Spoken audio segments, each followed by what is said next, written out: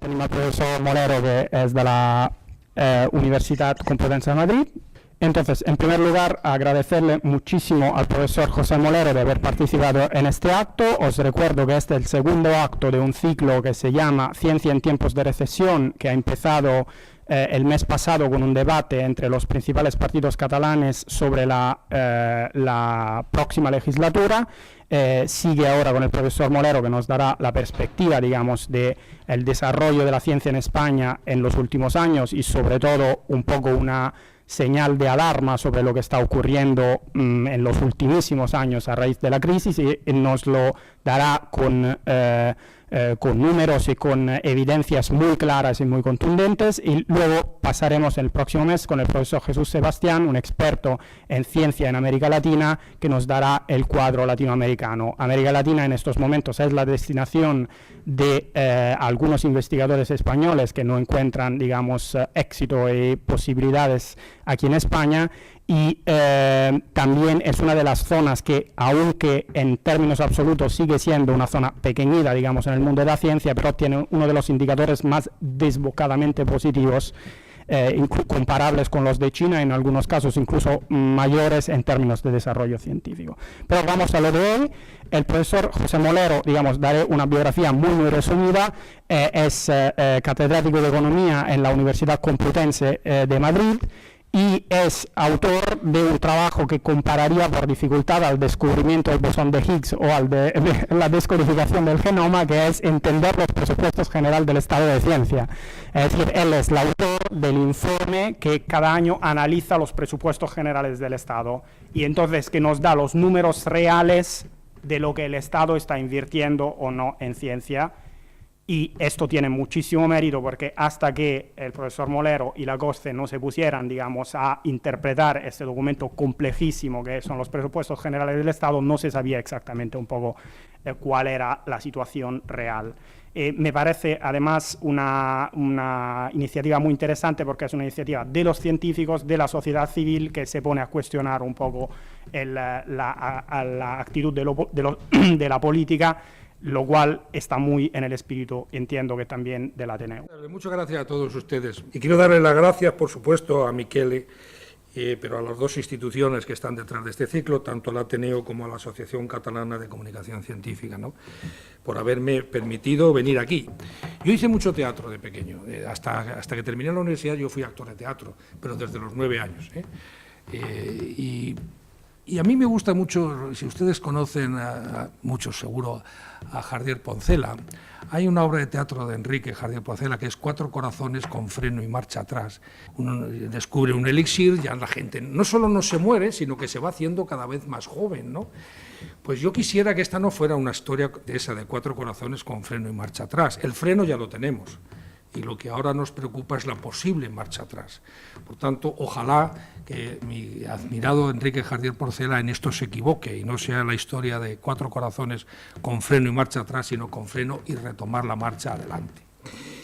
Y voy a hacerlo, yo soy economista, y por tanto para mí el análisis de la ciencia yo lo llevo a mi terreno, es decir, a la importancia que tiene para la economía, para el bienestar, para esto que ahora se llama la competitividad. Es decir, la competitividad se trata de vivir bien, de vivir mejor, de crear más valor, crear más riqueza y, por tanto, vivir mejor. De eso se trata. Esto, a veces cuando se creen que los economistas, algunos economistas hablan de cosas raras, otros pretendemos hablar de esto, del bienestar, de la riqueza, de cómo se crece, se puede ser mejor y, claro, se puede competir mucho en un país con salarios bajos. El problema es que la renta que obtenemos por eso es pequeña. Entonces, si competimos con estas cosas, la renta que obtenemos es mayor y, por tanto, obtenemos mayor capacidad. De esta historia quiero contar, porque además, efectivamente, es una historia de la esperanza a los desafíos presentes. Es decir, hasta hace 4 años nos creíamos que habíamos tomado la buena senda del avance científico, poner más recursos, el avance tecnológico. Y esto era verdad, como ahora voy a contar brevemente esa historia. Y de repente nos encontramos a partir del año 2009 con un topetazo brusquísimo Dicen que por la crisis. Espero poder explicar que desde luego no solo por la crisis. Yo voy a hablar muy brevemente de cómo me sitúo yo para que me entiendan un poco, ¿no? Y después voy a hacer un poquito de historia, porque las cosas, si no sabes con un poquito de historia, aunque sea muy breve, no se entienden. Esta historia de la esperanza hay que explicarla, de dónde veníamos, ¿no? Lo que era este país en la inmediata posguerra, en este tema, no digo en otros que muchos de ustedes lo saben muchísimo mejor que yo, ¿no? Pero cómo desde ese punto fuimos creciendo hasta que, como digo, los desafíos a partir del cambio de prioridades en los últimos años. Vamos a hablar muy brevemente. Claro, mire, en esta relación entre ciencia y tecnología, ciencia e innovación, hay dos formas de verlo. Yo quiero decirles cuál es la mía, porque no se sacan las mismas conclusiones. Hay una que es la vieja, la que algunos llaman el modelo lineal, y que es la que impregna prácticamente las políticas y la mayoría de las decisiones de los políticos, que es lo que llamamos la visión lineal, es decir, que de la ciencia emana todo, ¿no? Basta con hacer ciencia y todo se da la tecnología, se da la innovación, se da la competitividad. Pero esto lo dijo incluso la Unión Europea el año 95, en lo que se llamó el Libro Verde de la Innovación, hablando de lo que ellos llamaban la paradoja europea, que era que Europa tenía una estupenda ciencia, pero no la transmitía bien a la parte productiva, ¿no? Esta es la visión lineal. La visión más moderna es que eso no es así, es mucho más complejo. Aquí se interactúan desde el sistema científico, la tecnología, la innovación, y ahí participan centros de investigación, universidades, empresas y una gran parte de la sociedad. Y en esta interacción más compleja es donde yo me quiero situar, porque algún ministro dijo, cuando este año se vino el cuarto recorte consecutivo de recursos, dijo que, bueno, como eso solo afectaba al sector público, que a las empresas no le iba a afectar. Claro, en mi máster de Economía y Gestión de la Innovación hubiera suspendido el primer parcial, porque no es así.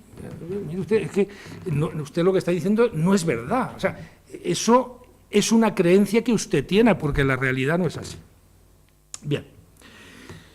Entonces, en esa relación, fíjese, en esa traslación, o en esa más que traslación, interacción entre esas cosas, intervienen muchos factores económicos y sociales. Hay una cosa que se ha puesto de moda en la disciplina que yo explico, que es lo que se llama la capacidad de absorción de conocimiento. Y eso tiene que ver con instituciones sociales, con la educación, con la formación de las personas, tiene que ver con lo que a los franceses les gusta llamar el savoir-faire collectif. Es decir, no es solamente el formar personas, sino instituciones, organizaciones, y que esas organizaciones e instituciones también aprenden como tales. No solo son los individuos, ¿no? Si quieren ustedes pongan el caso de un equipo de fútbol, no se trata solo de los futbolistas, se trata del equipo. Y los equipos también mejoran o empeoran como tales, no solo por causa o una orquesta, ¿no? Les podríamos poner el ejemplo de una orquesta. Es en esa perspectiva donde yo me quiero situar. Claro, mire, después de la guerra estábamos en una etapa que la podemos caracterizar, por supuesto políticamente, de dictadura, en términos de lo que yo quiero hablar, nacionalismo, proteccionismo, intervencionismo del Estado, etcétera, pues eso no creo que le suene a nada nuevo. Pero sí me importa mucho que esto no fue un invento del franquismo, esto venía del final del siglo XIX. Hay un problema que cuando España empieza a cerrarse a la economía mundial es de final del XIX. Lo que pasa es que con Franco se cerró todavía más. O sea, la autarquía franquista en estos temas también era una vuelta de tuerca profunda y acentuada sobre una tendencia que ya venía dándose. Claro, el problema para nosotros es que la gran contradicción es que un sistema que quería ser autárquico era profundamente dependiente en tecnología y profundamente necesitado de comprar eso porque si no, no podía funcionar. Eso es lo que dio lugar a los famosos experimentos de los gasógenos en los coches o de las pizarras bituminosas intentando sustituir al petróleo, etcétera. Era porque como no se podía comprar lo que hacía falta, pues había que inventarse cosas que hoy nos suenan verdaderamente exóticas, pero esa es la causa. Por tanto, esa es la contradicción. Claro, ¿qué ocurre en lo que a nosotros nos interesa? Las instituciones encargadas de crear conocimiento, en términos generales, pues estaban absolutamente disminuidas. En los años 40 y 50 aquello fue tremendo, ¿no?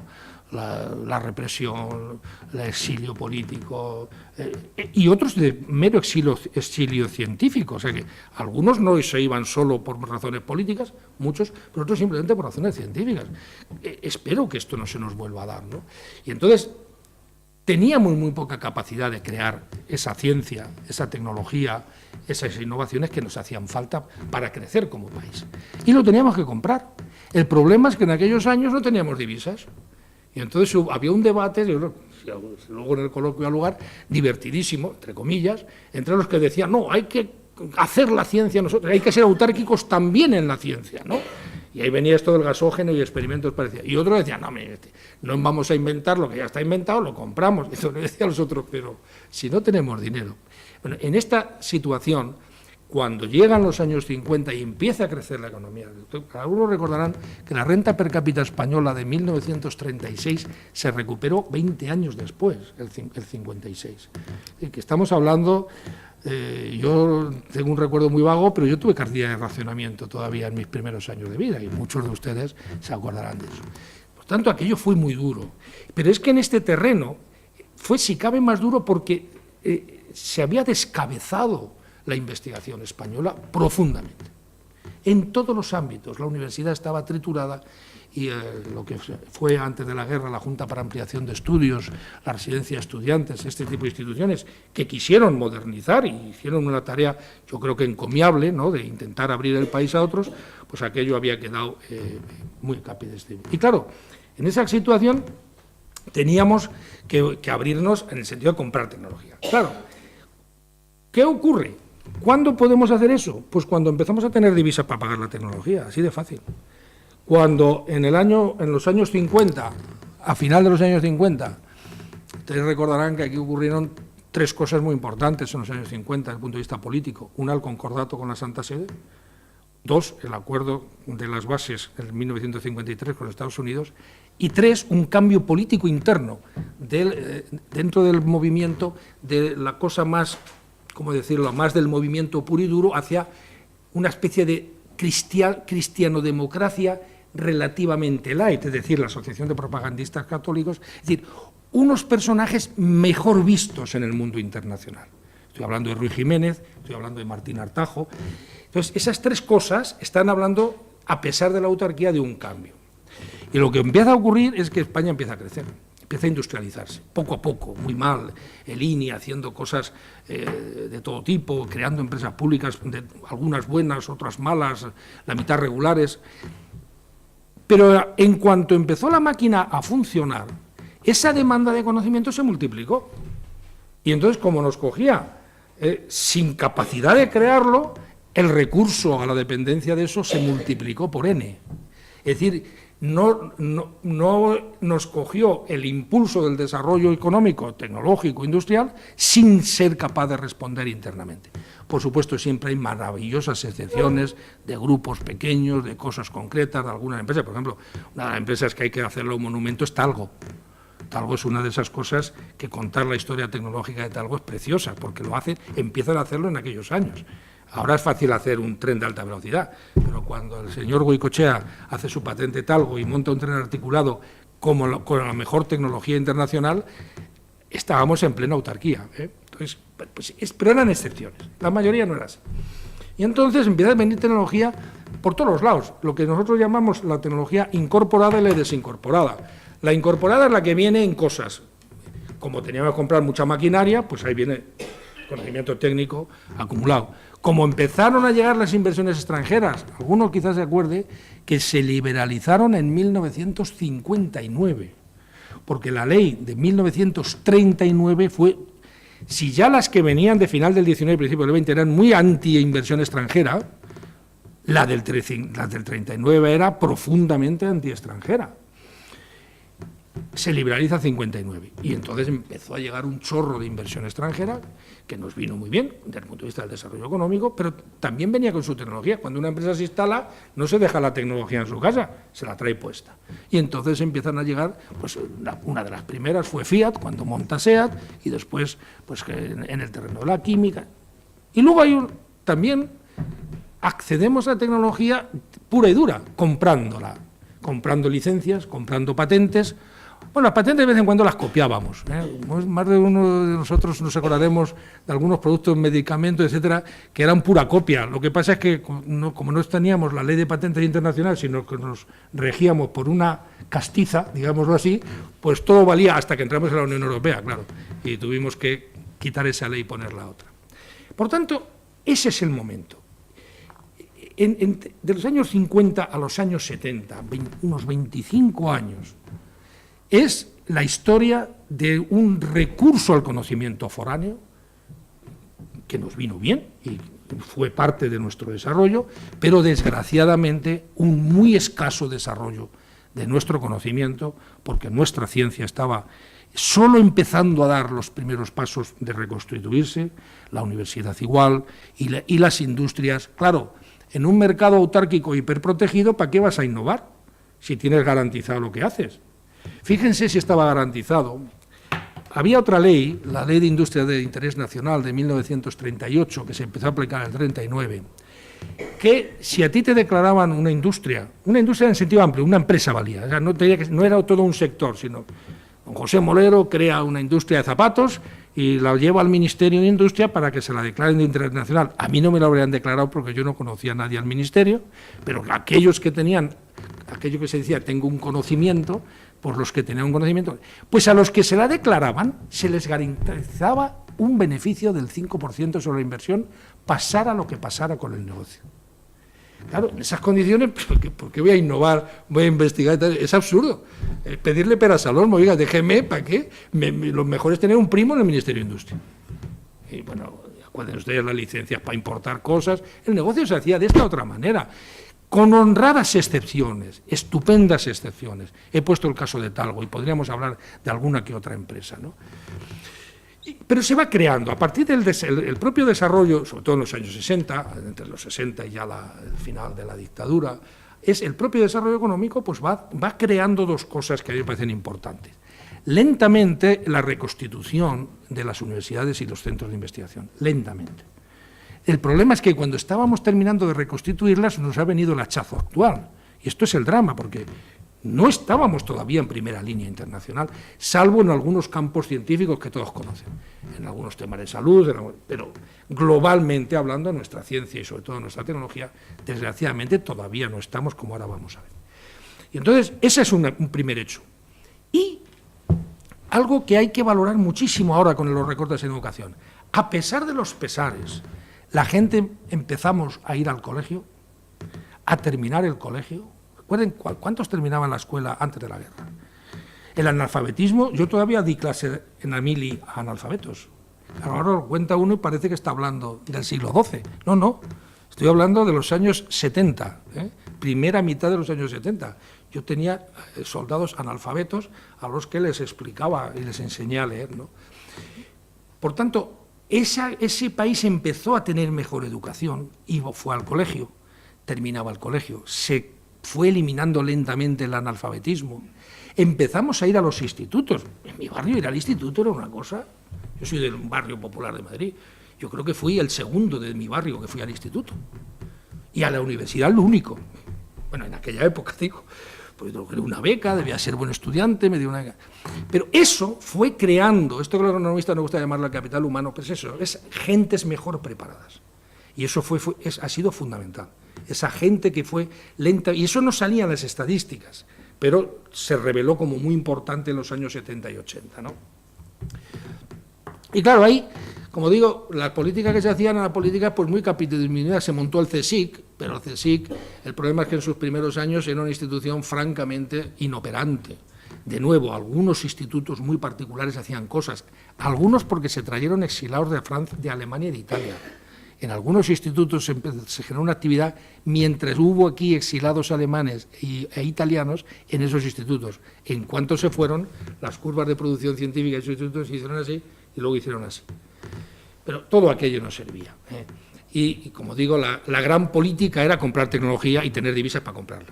Esa era la gran política. Y lo otro era una cosa que se iba produciendo a pesar de, Y algunos, ya en los años 70, empezamos a escribir diciendo que esto no podía ser, la dependencia tecnológica, la necesidad de conocimiento propio, de impulsar nuestra ciencia, nuestra tecnología. Poco a poco se va haciendo. Pero solo hay unas pequeñas cosas, ¿no? Fíjense, la ley más importante en aquellos años fue un decreto del 73, ya muy tarde, intentando rebajar los costes de la tecnología que comprábamos. Porque éramos, en términos relativos, el país que más tecnología compraba del mundo, no en volumen absoluto, claro, pero en términos a nuestro tamaño, éramos y seguimos siendo uno de los que más tecnología extranjera compramos del mundo. O sea, no tanto, pero seguimos estando en ese ranking, no sé cómo lo hacemos, pero siempre estamos bien.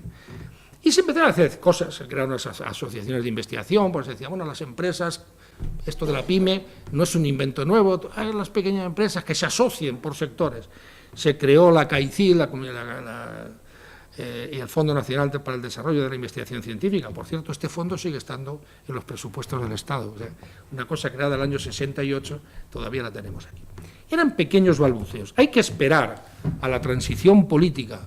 Y esto es un hecho, yo no pretendo que haya causa y efecto, aunque algo hay, sino los datos cronológicos son así. Cuando se empieza a tomar una cierta conciencia de este problema, es con el tránsito a la democracia. Probablemente porque había una tensión latente que se puede expresar, se puede canalizar, pero eso es así. De hecho, en lo que a mí me importa, el tema más importante fue la creación del Centro para el Desarrollo Tecnológico Industrial en 1978. Por primera vez se crea una institución para el fomento del desarrollo tecnológico. Inmediatamente vino la Ley de la Ciencia de 1986, precursora de la que acabamos de tener, para muchos mejor que la que acabamos de tener, pero en fin, no voy a ser... Y luego el primer Plan Nacional de Investigación y Desarrollo, el año 88. Se crearon estímulos a la investigación y desarrollo empresarial. Empezaron a surgir planes regionales y por comunidades autónomas, etcétera, para el impulso de esto. Y al entrar el año 86 en la Unión Europea, se nos regala, entre comillas, los programas marcos de la Unión Europea para la investigación y desarrollo. Fíjense en qué poquitos años, de final de los 70 a mitad de los 80, ocurren una cantidad de cosas que hasta entonces no habían ocurrido. Bueno, y la propia reforma de la universidad, que fue a principios de los años 80, y que, entre otras cosas, puso sobre el tapete el concepto de transferencia de tecnología, y se crearon estas cosas que ahora todos criticamos, son las oficinas de transferencia de resultados de la investigación, las famosas OTRIs, que ahora yo creo que están obsoletas, profundamente obsoletas, pero cubrieron su papel. Fíjese que, por tanto, como había ahí una efervescencia latente, porque si no nos explica que en tan pocos años se reforma la universidad, se crea la Ley de la Ciencia, el primer plan de I+D, y aquello, y eso pues permitió poco a poco que el país fuera mejorando en su capital humano, en su investigación y lentamente en la creación también de tecnología. Que por situación actual extiendan antes de lo que nos ha pasado los 3-4 últimos años. Pues esto es algo que quizá, aunque solo sea por conocimiento normal de la realidad que conocemos entre todos, yo cuando hablo de una estructura productiva truncada, ¿a qué me refiero? En todo ese profundo desarrollo que tuvimos, esto del cambio de modelo productivo, que esto parece que es una reta, esto es como un mantra que alguien da, y yo no sé si de tanto mantra ya no nos lo creemos, ¿no? Pero muchos veníamos denunciando, muchos años antes, que nuestra estructura productiva estaba muy desequilibrada, y no por el tema, solo del tema de la construcción, eso es más reciente, porque eso es más de los años 2000, final de los 90-2000, es que no habíamos consolidado en España, igual que otros países, los sectores de mayor contenido tecnológico. Sectores como la farmacia, aeroespacial, microelectrónica, podríamos poner otros muchos, de los que se llaman de alto contenido tecnológico, pues sí tenemos, evidente, pero en proporción con lo que tienen los países más desarrollados, no. Y esto es un claro hándicap para esto, porque si tú no tienes los agentes que van a hacer esa innovación, esa tecnología, ¿cómo se va a hacer? Ya puedes poner muchas políticas y velas a santos y rogar a no sé cuántas, si lo que no tienes son agentes. Por tanto, es una petición de principio decir que se haga más innovación si no tienes empresas que innoven. Y entonces esto ahora lo estamos retomando, a ver si ahora alguien nos hace caso. Oiga, que veníamos anunciándole a usted antes de la entrada de la Unión Europea algunos, que esto era un problema serio de debilidad del país para hacerse moderno del todo. Porque esos sectores crean más valor añadido, crean más riqueza, crean más salarios para los que trabajan en ellos, etcétera, etcétera. Y si no lo tienes, pues vas peor que otros. Bien. Entonces, tenemos una enorme mejora en capacidades tecnológicas y sociales, más que nunca. No solamente son los jóvenes mejor preparados de la historia, que yo, por cierto, es otro mantra que debe ser verdad, pero habría que comprobarlo, porque hay que hacerlo en términos relativos, no absolutos, sino cada generación en su contexto internacional, ¿no? Yo no sé si la generación de los 20 en España estaría tan de acuerdo con esto, porque entonces las élites eran menores y ahora es más genérico, pero bueno, es verdad. Pero no solamente son los jóvenes. Este país cambió porque sobre todo su población se educó, estudió y se capacitó. Con todas las lagunas que queramos, con todos los defectos que sabemos, pero no se le parece en nada. A mí cuando me dicen, la universidad entonces sí que era buena, ¿a cuál fuiste tú? Yo a la que fui había 3 o 4 profesores estupendos y el resto malísimos. Y allí no investigaba nadie. Y íbamos a dar clase y nos íbamos a casa corriendo. O sea, vamos a ver si nos situamos, ¿no? Insisto, de nuevo, las excepciones, ¿no? Mi carrera, no, es que Fuente Quintana era un gran profesor. Digo, ya, pero solo teníamos uno. Y yo tenía 33 asignaturas. O sea, tener 4 o 5 buenos quiere decir que 27 o 28 no eran buenos. Por tanto, todo eso mejoró y eso es lo que hay que evitar perder. Esa es la situación. Simplemente, miren, un dato. Habrán oído hablar de esto de la I+D, que es otro mantra, ¿no? La investigación y el desarrollo. Y el ratio que se suele utilizar para ver cómo estamos es dividir eso entre la renta nacional, bueno, el Producto Interior Bruto, pero para palabras más sencillas, la renta nacional. Bueno, pues fíjense ustedes, ese ratio daba, antes del 86, estábamos en torno al 0,5% de nuestro producto, de nuestra renta dedicado a eso. Ya por entonces la OCDE decía que para ser un país mínimamente moderno había que dedicarle el 1%, o sea, el doble. Bueno, hoy, desgraciadamente, ha caído, es el primer año que ha caído en toda nuestra historia, pero estamos en el 1,3.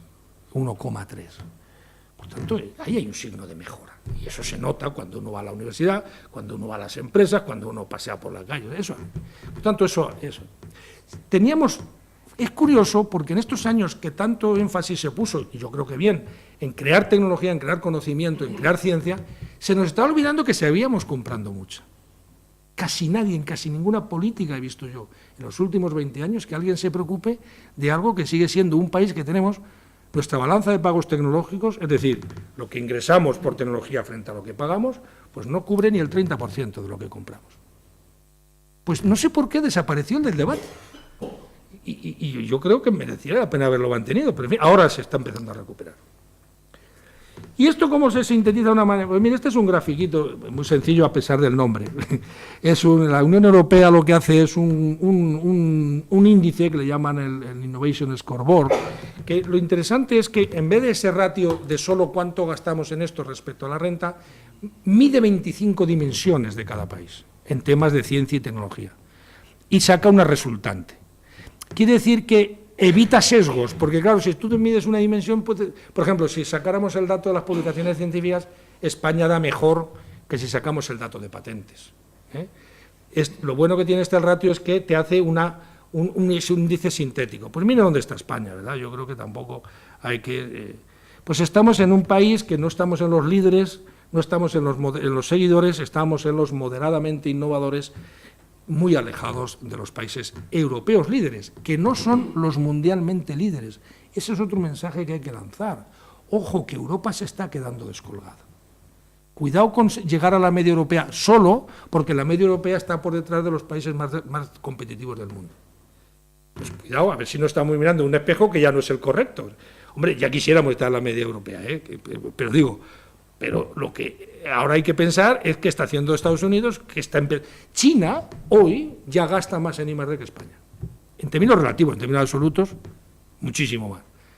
Entonces, China no es solo mano de obra barata, mafias y emigrantes, no. Están metiendo dinero en investigación y en tecnología, perdonadme la expresión, por un tubo.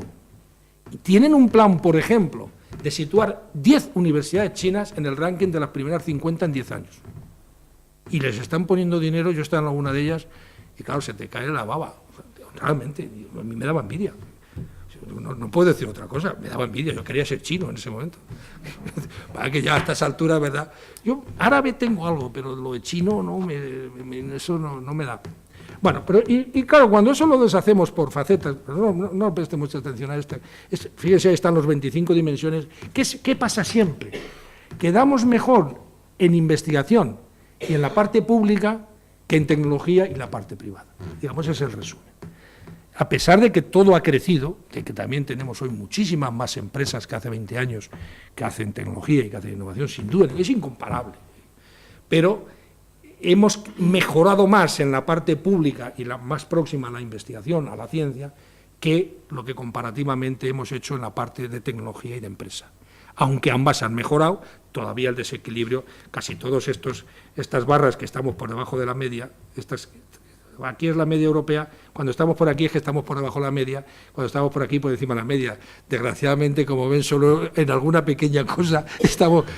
Pero lo peor es que aquí están todo el tema de patentes, empresas innovadoras, capital riesgo para financiar la innovación. Bueno, por tanto, esa es la situación. O sea, habíamos crecido, habíamos mejorado sustancialmente y se había creado la sensación de que ahora va de verdad. Vamos en serio a por esto. Criticábamos, decíamos, pero claro, todos los ratios iban para arriba, todos. Fíjense, repito, del 0,5%, 0,5% de la renta al 1,30 y tantos. Sí, es verdad que en 20 años, pero bueno, pero era un país que iba ganando sus posiciones. Luego, dentro de eso, pues en España hay 3 bloques, que es el País Vasco, Cataluña y Madrid, que están bastante por encima de eso, y luego hay otra parte que no, pero eso siempre pasa, hay desequilibrios muy serios. Entonces, me importa mucho quedarme con esta imagen, decir, ahora va en serio. Podemos hacerlo. Vamos ganando terreno, vamos mejorando nuestros rankings, con dificultades, con tal. Nuestras empresas son cada vez más competitivas, exportamos también tecnología. De repente nos llega la noticia de que una empresa española gana el concurso del Canal de Panamá, de la obra civil del Canal de Panamá. Indra, hoy mismo leía que va a desarrollar no sé qué centro de atención de urgencia para toda la Unión Europea. Ahora sí. Y en ese ahora sí llega el año 2009. Fue el primer informe que hice yo para la COSCE, y ese año no creció el presupuesto de I+D, se estancó. Y yo, que soy muy optimista en muchas cosas, por ejemplo, creo que el Madrid todavía le puede alcanzar al Barça, ¿no? Entonces, bueno, pues en algunas cosas soy muy optimista, pero en otras tengo cierto tufo de que aquello presagiaba mal, porque se había truncado. Y dije, demonios, a ver si esto es el principio del fin de las épocas de las vacas gordas. Desgraciadamente tuve razón. Y esto está escrito, pero si lo dijera yo solo aquí para un público que considero territorio amigo, pues no tendría mucha gracia, pero está escrito. Y entonces, y claro, 2010, 2011 ya cayó, no solamente no creció, sino que descendió. Un año el 10%, el otro el 7 y pico por ciento. El 2012 fue la hecatombe, porque descendió más del 25%, y el 2013, si Dios no lo remedia, yo no soy que sea, es que yo uso el lenguaje, el argot, esto de si Dios no lo remedia, pues, si es para esto no me importaría que existiera y lo remediara, pero en fin, si Dios o algún político lo remedia, que casi prefiero, es más probable que lo remedie Dios que algún político, pues va a volver a caer casi un 8% más. Voy a contar esta pequeña historia con algunos números, pero no les quiero aburrir. Les cuento el resultado, el final es este. Y esta es la desesperanza que nos crea, que nos lo estábamos creyendo, años de trabajo, de esfuerzo, de estudiar, de mejorar las escuelas, los hospitales, los centros de investigación, y lo estábamos haciendo, demonios, es verdad. Y de repente el jarro de agua fría. Y entonces, mire, cuando el 2010 fue el primer recorte, porque el 2009 solo era estancamiento, esto ya es el 2013, esto es el susto, ¿no? El susto es peor, es el acumulado, que ahora les voy a poner un gráfico que, en fin, Desgraciadamente es verdad, ¿eh? No soy como Iker Jiménez, que solo saca cosas raras en la tele, sino que es que esto desgraciadamente es verdad. Pero yo en 2010 estuvimos en un debate en televisión acerca de esto, ¿no? Estaba el director de la COSCE, estaba un empresario de estos que vive la innovación profundamente, y el debate allí todos decíamos, si solo es este año aguantamos, pero diciendo que solo sea este año, claro, han venido 3 más. Fíjense, para este año próximo, esto que pone la PG 46 es que dentro de los presupuestos hay un trocito, que es la PG 46, que es donde se pone el dinero para la investigación, el desarrollo y la innovación. Pues lo que está previsto, que se va a aprobar ya estos días, porque ya pasó el Congreso, está terminando de aprobarse en el Senado, vamos a poner 5.500 millones de euros. Bueno, y algunos de ustedes dirán, pues es un pastón.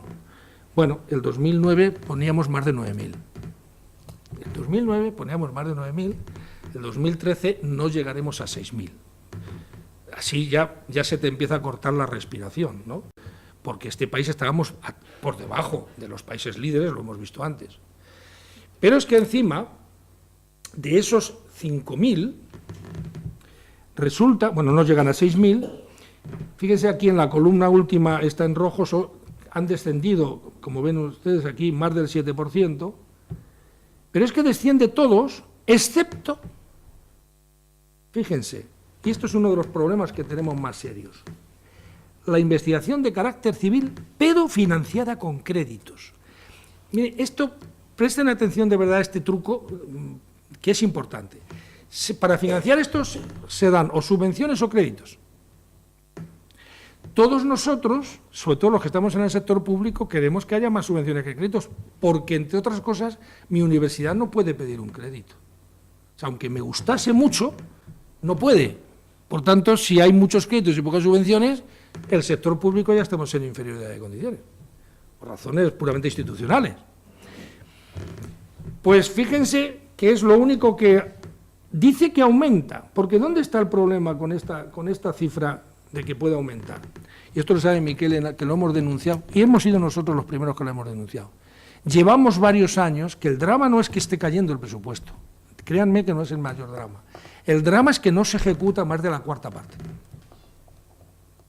O sea, si sobre estas reducciones le ponemos el que no se ha ejecutado una parte enorme, el 2012 no lo sé, porque todavía no tenemos datos de ejecución presupuestaria, pero el 2011 se dejó de ejecutar más del 25% de la política de gasto 46. ¿Qué partida es la que no se ejecutó? Sobre todo los créditos, porque no se piden. Pero hombre, si no hay quien pida un crédito, y además los créditos se instrumentan a través de la banca, usted tiene una empresa de alta tecnología, banca, no es que yo para tecnología, me da igual, como si fuera para comer. A ver, garantías hipotecarias, tal. ¿No tienes? No hay crédito. Ni para innovación, ni para bobadas. Es un crédito, yo soy un banco, a mí no me cuentes tu vida. Porque no tenemos buenas instituciones que financien eso, como en otros países las tienen mejor, en el Reino Unido, en Francia, en Alemania. Aquí el capital riesgo que podría entrar desde el punto de vista privado en esto, pues está también en pañales, ¿no? Por tanto, fíjense que tenemos, el total ha caído el 7%, la que llamamos de carácter civil ha caído globalmente, ahora veremos, pero es que la investigación de carácter militar simplemente se ha hundido. Algunos podemos hasta aplaudirlo, quizá, pero las consecuencias industriales que tiene eso existen. Yo, más allá de la ideología o del pensamiento que uno pueda tener, eso tiene unas consecuencias industriales importantísimas. Y entonces lo que tenemos es que nuestras subvenciones, fíjense, las operaciones no financieras, que son las subvenciones, de los 5.500 no son ni la mitad. Más de la mitad, en torno al 60% del total del dinero teóricamente presupuestado, porque los créditos no existen si no se piden y se ejecutan. Las subvenciones sí. Y el crédito tiene otro truco, que si no se pide no cuenta como deuda. ¿Ven cómo parece que hay una concatenación de hechos que van todos en la misma dirección? Claro, si no te piden los créditos, no se suma la deuda pública y mejor para el déficit. Hombre, para el déficit sí, pero para todo lo demás es una catástrofe, ¿no? Fíjense que esta es la situación. Claro, dicho eso, si solo fuera eso, lo que decíamos nosotros del 2010, si solo es este año, ¿no? Pero es que mírense, aquí lo tenemos desde el 2002. Fíjense solo, no les voy a aburrir con todo esto, por cierto se va a quedar aquí, si alguien quiere usarlo, pues lo tienes. Y además está en la... Pero mire, esta línea que hay aquí es el total de dinero puesto en esa política de gasto, es decir, lo que aglutina la I+D+I, solo estoy hablando de los presupuestos de la Administración Central del Estado. Aquí no están los dineros de las comunidades autónomas, que por cierto, en estos 2 últimos años casi han desaparecido. O sea, no solo no han compensado esto, sino como ahora veremos que tampoco se le da dinero a las comunidades autónomas, pues ellas a su vez han quitado, o sea, en vez de compensar, han profundizado en la herida, ¿no? Pero fíjense, y esto está hecho con algo que es elemental hacerlo y que nunca lo hacen las autoridades, que ponerlo en valor constante del dinero, es decir, descontar la subida de precios, porque lo que hoy nos da 1.000 euros no es lo que nos daban los 1.000 euros el año 2002, lo sabemos, cualquier ciudadano lo sabemos maravillosamente bien, pues eso hay que aplicarlo. Fíjense, no le voy a contar otra historia, solo la línea azul de arriba es el total. Fíjense que lo que está previsto aprobar el 2013, a ver dónde está el corazón, aquí. Lo que está previsto aprobar el 2013 es prácticamente lo del 2004. Un poquito más que el 2004, pero menos que el 2005. Es decir, en dinero en la caja susceptible de ser gastado para el año que viene, vamos a tener como casi 10 años atrás. Claro, esto no es un año, este es el drama, ¿no? Pero le voy a poner, puesto que aquí la parte científica nos interesa más, bueno, aquí están todos los gráficos de lo que es civil, militar, pero con eso, quédense con eso, que tampoco se trata. Pero claro, a más, lo que ha ocurrido es que el sistema creció. O sea, que ese dinero de la cajita hay que repartirlo entre más. Hoy, intuitivamente, le toca menos a cada uno, ¿no? Si encima hay menos y hay más para repartir, la media está clara. Bueno, pues hemos hecho, esto es un indicador. El dinero que un investigador tenemos para investigar no solo viene de aquí, puede venir de contratos que tenemos, o pueden venir de un proyecto europeo, puede venir... Pero, como indicador, lo que hemos utilizado es el dinero de subvenciones, porque, insisto, que es lo que puede utilizar el sector público. Y lo hemos relativizado, hecho la media, con los investigadores del sector público, para ver cómo... Pues aquí tienen ustedes, en este cuadrito, cuántos investigadores, cómo ha ido aumentando. Incluso para que no nos dijeran que somos tramposos, hemos supuesto que en los últimos 3 años, no tenemos datos, ha descendido el número de investigadores, cosa que es con toda probabilidad lo que ha ocurrido, pero bueno, miren el gráfico este de aquí abajo, porque el otro tiene más componentes.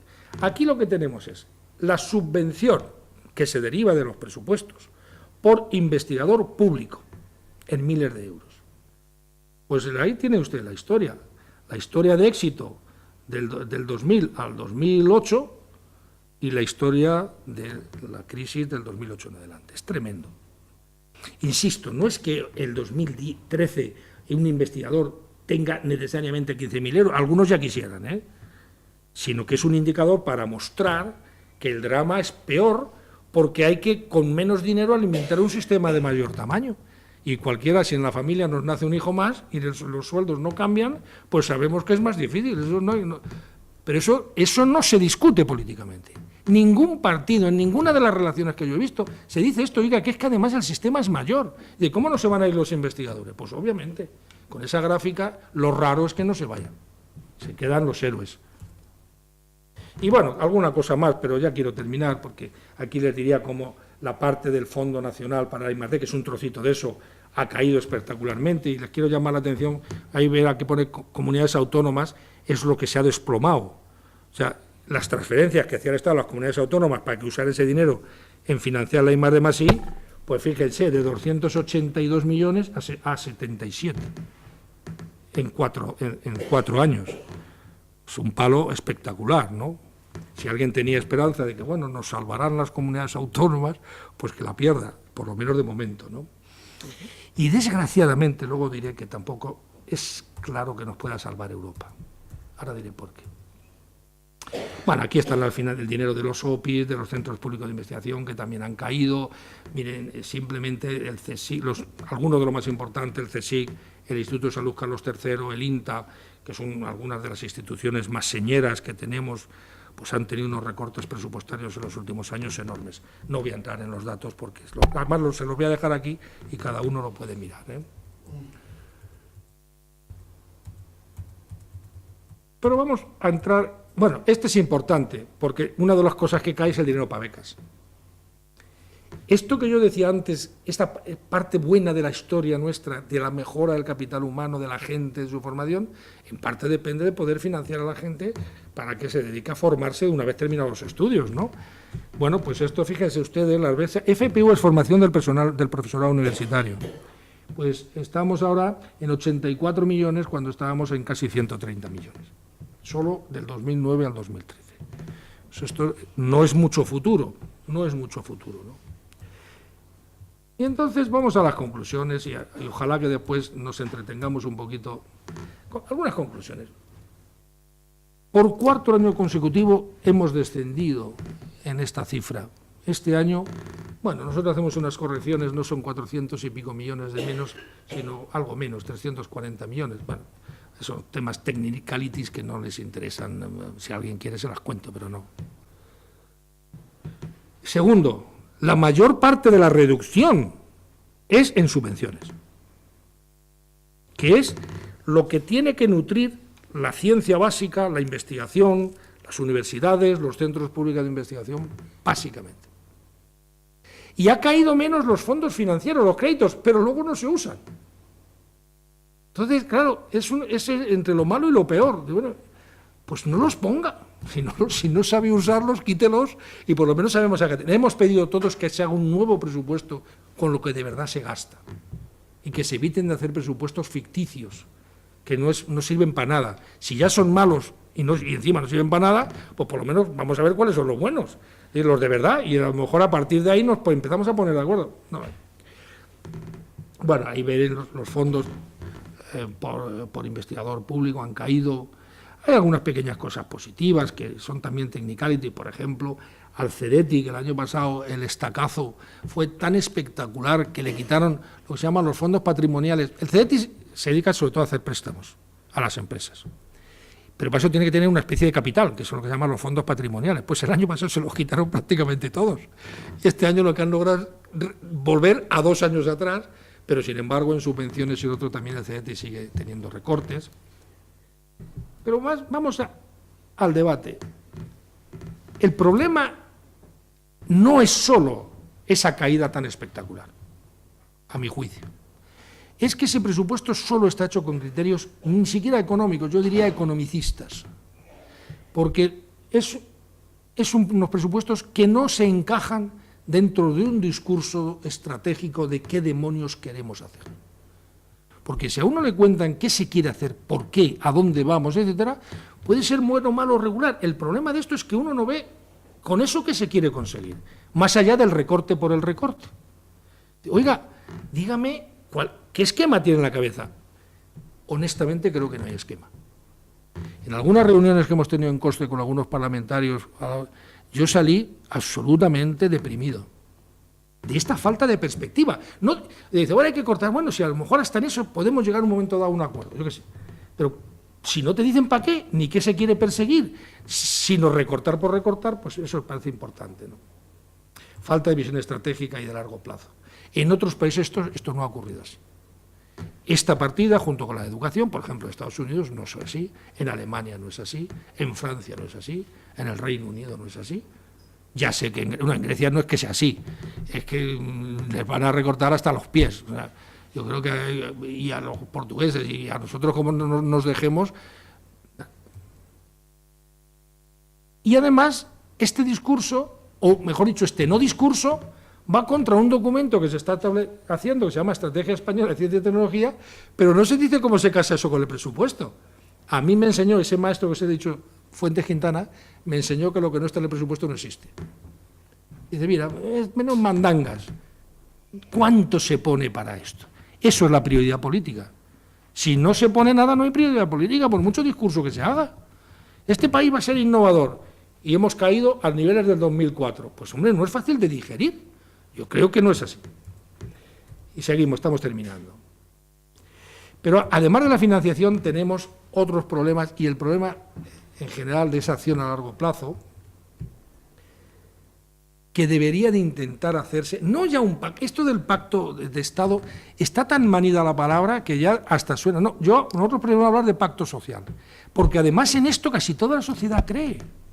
O sea, es que yo no encuentro a nadie que no crea en esto, por lo menos oralmente, ¿no? No sé lo que dirán cuando no les... Por tanto, ¿por qué no se hace un pacto en este sentido? Es decir, ¿a dónde queremos ir? Parecía lo de los pactos de la Moncloa, pero por cierto, había que hacerlo en más temas, ¿eh? Yo estoy hablando solo de este, pero eso no existe. Y además, el sistema de gobierno de todo esto es una catástrofe. Miquel le decía, solo entender los presupuestos es tan complicado que yo creo que algunos de los gestores no saben lo que tiene que gestionar, porque tiene 3 trocitos de un programa, 2 de medio de otro tal, y al final tiene un carajal que no sabe por dónde salir. Entonces, eso hay que cambiar, hay que simplificar eso, hay que hacerlo más clarito, más transparente, para que la propia gestión sea más fácil. Pues si tú de un programa está repartido entre 5 ministerios, y eso ocurre, ¿qué ocurre? Que ninguno lo gobierna. Porque cada uno tiene su cachito, y esto es mío, esto que no me lo toquen. Ya, hombre, pero es que a lo mejor hay que coordinarlo con el de al lado. Oh, no, y esto es en la administración lo que pasa, ¿eh? Hay unas luchas fraticidas entre la dirección general tal y la dirección general cual, y no, hombre, pero ¿por qué no nos ponemos nada? Yo lo hago mejor que tú, te aguantas. Bueno, esto habría que cambiarlo drásticamente. Habría que cambiar, además, el tema de la coordinación entre el Estado central y las comunidades autónomas. Esto es un escándalo. Y siempre se dice, llevamos diciéndolo desde el año 86, pero no se hace. No se hace. O sea, y esto es una cosa que es un escarnio. Tenemos unas duplicidades de estructuras, de centros, de programas, que son verdaderamente sorprendentes en un país que estamos todavía intentando salir del cascarón. Hombre, miren, solo institutos de oceanografía en el Mediterráneo español hay, creo que 10. Hombre, un poco exagerado, ¿no? Sí, con toda... Bueno, pero no desprecie usted el estanque del Retiro, porque claro, algo es algo, ¿no? Algún pececito podremos echar allí al estanque del Retiro, ¿no? Entonces, pero fíjense, cuando se discutió hacer uno solo, que era lo sensato, ¿cuál fue el problema? ¿Dónde ponerlo? El problema era, bueno, ¿y dónde? Yo qué sé, a Cataluña, porque tiene más... Y entonces llegaban los de Baleares, no, pues llegaban los de Valencia, Tururú, o los de Andalucía, por aquí. Pero bueno, hombre, esto es lo que hay que... Y luego, fíjense que hay 2 coordinaciones que hacer. Una dentro de la Administración del Estado, que no se entienden los ministerios unos con otros. Y otra cosa que les advierto, por si les quieren confundir a algún periodista cuando lo oigan la tele o lean un periódico, es que esto no lo lleva solo el Ministerio, bueno, ahora ya no tenemos Ministerio de Ciencia e Innovación, ha sido otro retroceso. La ciencia y la innovación está dentro del Ministerio de Economía y Competitividad, es una Secretaría de Estado, por tanto, también eso muestra la prioridad política. Si tú rebajas el nivel administrativo, estás diciendo que tiene menos importancia, quieras o no quieras. Esto es como en el ejército, un coronel manda menos que un general, y punto. Y un secretario de Estado manda menos que un ministro, y se ha terminado. Bueno, pero luego hay que coordinar esos ministerios entre sí. Insisto, hay programas que dependen mucho. Luego hay que coordinar el Estado central con las autonomías. Y luego viene la gran salvación, viene Europa, y lo habrán oído ustedes, más de uno dice, no va a haber ningún problema porque vamos a conseguir más dinero de Europa. El famoso programa 2020. Ojalá, por supuesto, yo soy el primero que lo que he tenido, ahora mismo no tengo, pero he tenido bastantes proyectos europeos, o sea, yo no voy a negar eso. Pero es que resulta que somos 30 países, no solo los 27, somos 30 países queriendo hacer lo mismo. Y igual que nosotros decimos que ponemos más dinero del que nos llevamos, lo dicen muchos otros. Y cuando tú presentas un proyecto a un programa del programa Marco, eres uno entre docenas y docenas y docenas y docenas. Por lo tanto, el que tú quieras conseguir más recursos no es garantía de nada. Si además, frente a lo que decía Ortega de que España era el problema y Europa la solución, si además resulta que ahora hay fuertes voces críticas en el seno de la Unión Europea para también disminuir estos presupuestos. Por eso, hace no mucho salió aquella famosa carta firmada por importantísimos científicos europeos, incluidos varios premios Nobel, contra eso. Por tanto, el tema es muy delicado. Y entonces yo creo que mientras la ciencia, la tecnología, la innovación no esté en el núcleo duro de la política, yo no le veo salida. Porque es la hermanita pobre, es decir, estos del CSIC que chillan por allí, pues si son vagos los jueces, imagínense ustedes un investigador, ¿qué hacen? Viven de vicio, ¿no? ¿Y qué hacen los profesores universitarios? Una panda de vagos redomados que no dan un palo al agua y encima chillan. Lo que diría Gallardón, hombre, si les he quitado la paga, ¿cómo no van a chillar? ¿No? Pues, hombre, ya, pero algunos todavía tenemos alguna... Por tanto, creo que este es un programa que necesita que la ciudadanía, desde todos los foros, por supuesto, instituciones como COSTE, pero yo creo que instituciones, ¿por qué no como el Ateneo?, hay que defender que esto sea parte central de la política. Porque mientras eso no lo logremos... Mire, esto lo solucionamos con 1.000 millones de euros, maravillosamente, a corto plazo. Pero es que, hombre, le estamos dando 40.000 millones a los bancos, después de otros 60.000 que les dimos, ¿eh? Hombre, no parece tan difícil, 1.000 solo, ¿no? Se lo quitamos a Bankia, que no se entere tal, le vamos a ir todos los mesecitos, le arañamos. Es decir, no es un problema de cantidad, es lo que quiero decir, es un problema de voluntad política. Y si me apuran, diría algo más duro, aunque parezca que no es más duro, que es ignorancia y desidia, ni siquiera mala voluntad política. En otras cosas hay mala voluntad política. Por ejemplo, si yo qué sé, decido quitar no sé qué asignatura en la educación o poner la religión, ahí hay un planteamiento ideológico que a uno le gustará o no le gustará. Aquí, yo lo que tengo el convencimiento es que esto no les importa a los políticos, más que a unos pocos, como siempre. Pero son 4 que caben, como decía Fraga, en un taxi. Y los demás, pero qué más da que haya 5.000 millones, que 6.000 millones, si lo despilfarran. Y lo han dicho esto, lo despilfarran. Bueno, yo me quedo aquí porque ya creo que he cumplido el tiempo. Y lo que me gustaría muchísimo es, primero, que me criticasen todo lo que quieran, si tienen a bien, y sobre todo que establezcamos... Me gustaría oírles, porque yo llevo explicando cosas de estas, no desde la COSTE. Yo me considero, ustedes recuerdan las películas del oeste, estos predicadores que van por los pueblos del oeste con una Biblia y una botella de whisky, ¿no? Intentando hacer ahí una mezcla entre sanador y predicador. Pues yo ya me considero un predicador de esto, al estilo de estos viejos rockeros del oeste, porque es que no se me ocurre qué otra cosa decir. Oiga, si se lo venimos diciendo hace 25 años. Y cuando parecía que sí, nos quita usted, nos corta el gaznate. No puede ser. Yo creo que esto, creo que hay que intentar revertirlo porque nos va el futuro en ello. No es un problema de que yo qué sé, mire usted, si dejamos de hacer una carretera hoy o mañana, bueno, pues tendrá unos pocos más de bache y dentro de 5 años la podemos rebachear. Pero en la ciencia y en la innovación no es así. Y con esto termino. Porque esto es conocimiento. Y esto es acumulativo y hay una senda de aprendizaje. Y cuando esa senda se corta y se destruyen los equipos, reconstruir eso es complicado. Construir esos equipos y construir esa senda es muy costosa en tiempo, en formación, etc. Destruirla, 24 horas. El Boletín Oficial del Estado. ¡Fias! Por tanto, hay que evitar que se destruya porque si no nos vamos a pasar 10 años hasta que reconstruyamos lo que hemos perdido. Ahí me quedo. Muchas gracias a todos ustedes y yo encantado de...